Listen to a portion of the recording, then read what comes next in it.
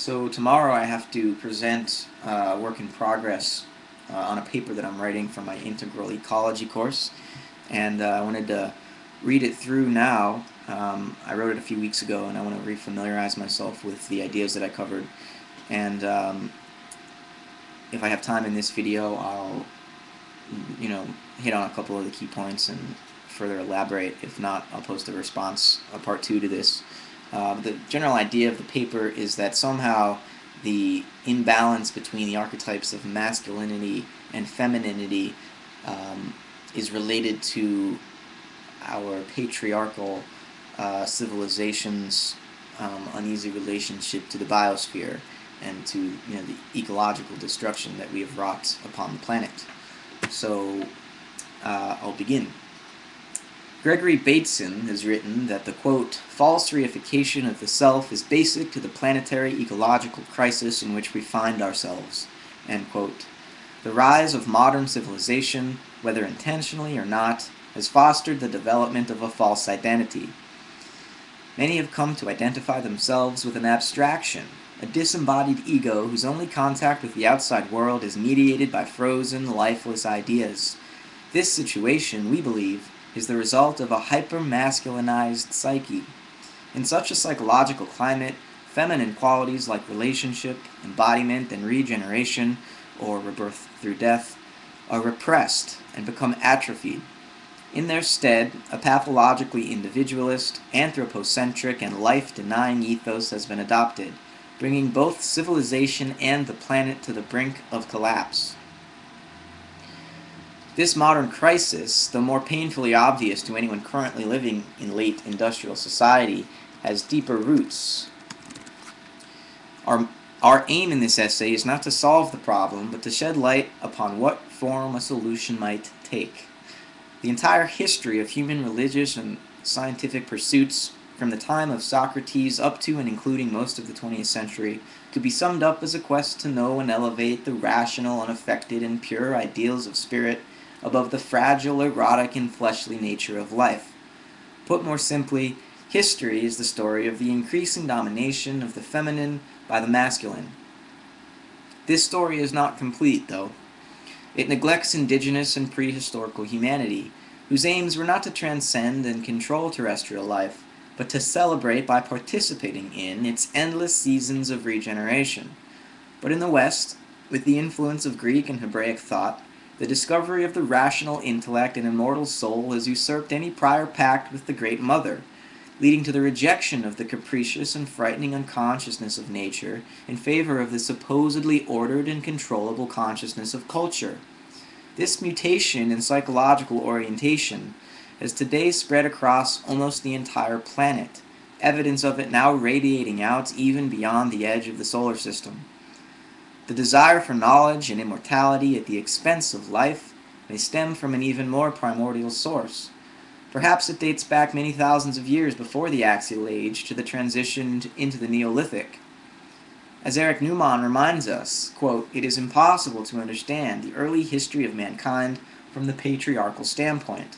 The nascent struggles of the ego towards separation from the Ouroboros womb arose while humanity was still a matriarchal, goddess-worshipping people. The transition from absorption in nature to knowledge of self can be seen playing itself out in the biblical story of Genesis. Adam's shocking confrontation with his sin, represented by the fruit offered he by Eve, transformed him from a child into a man. Before he disobeyed Yahweh, he had no conscience, no sense of conflicting with his naked presence in the maternal world. Adam invented history and became, quote, the second creator of the world, who alone had given to the world its objective existence, without which, unheard, unseen, silently eating, giving birth, dying, heads nodding through hundreds of millions of years, it would have gone on in the profoundest night of non-being down to its unknown end, end quote. That's Carl Jung. It might be hoped for Eve's sake that history is already reaching its terminus. Only now that her story has been remembered is it possible to reconcile the split between the world parents. The world parents are described by Neumann, Erich Neumann, The separation of the archetype of the world parents is described by Newman as, quote, the splitting off of opposites from unity, the creation of heaven and earth, above and below, day and night, light and darkness, end quote. In other words, it's the primordial dualism. Unfortunately, thousands of years of man's dominion over nature have led to the above-mentioned impending collapse of climate stability and ecological diversity, potentially forcibly retarding the growth of human civilization and all life on Earth. Any attempt to make peace between the ego and unconscious will be partially overshadowed by this violent confrontation with a chaotic planet. There may still be an opportunity to avoid the worst of this violence, but as with most psychological mutations, full inner transformation cannot come to pass unaccompanied by a similar outer transformation. Disaster may not be required to reconcile the wound that has severed the human species from the planet and the mind from nature, though it is unclear how much worse the current state of the planet would need to get before disaster was the appropriate adjective to describe it. There may still be an opportunity to avoid the worst of this violence, but as with most psychological... I read that already.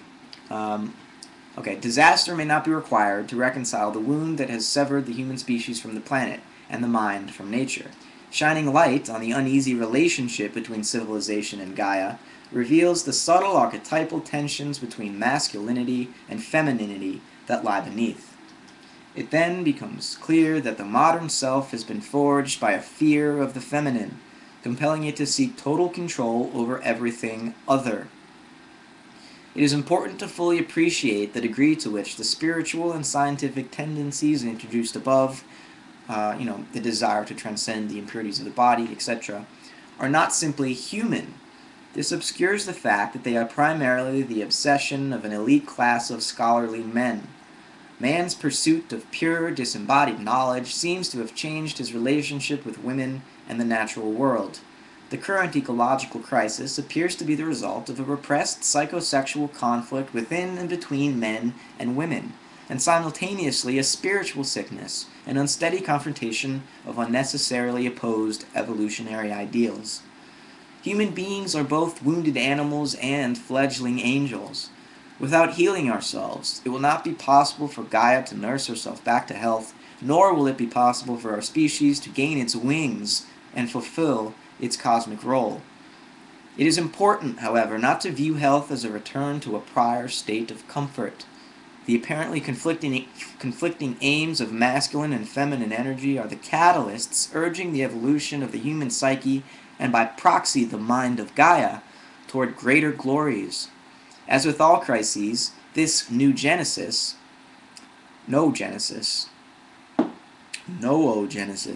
I hate that word. I love that word, actually. It's just hard to pronounce. Noogenesis means, it's Teilhard de Chardin's word, and he discovered the importance of the emergence of consciousness, despite any suffering it may have caused. And he says, quote, when for the first time in a living creature, instinct perceived itself in its own mirror, the whole world took a pace forward. End quote. So, as with all crises, this noogenesis is filled with both peril and potential. Retreat into some past state of harmony is impossible. Having already gained a conscious knowledge of the future, what has happened cannot be undone. The only option is to move forward.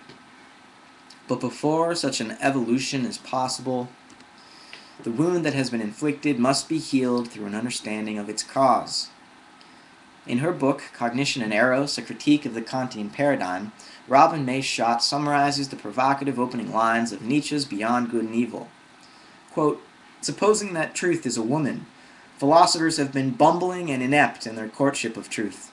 If they seek to court truth in a more convincing manner, the opposition they draw between pure truth and sensuous existence, between reason and desire, and between masculinity and femininity must be transformed.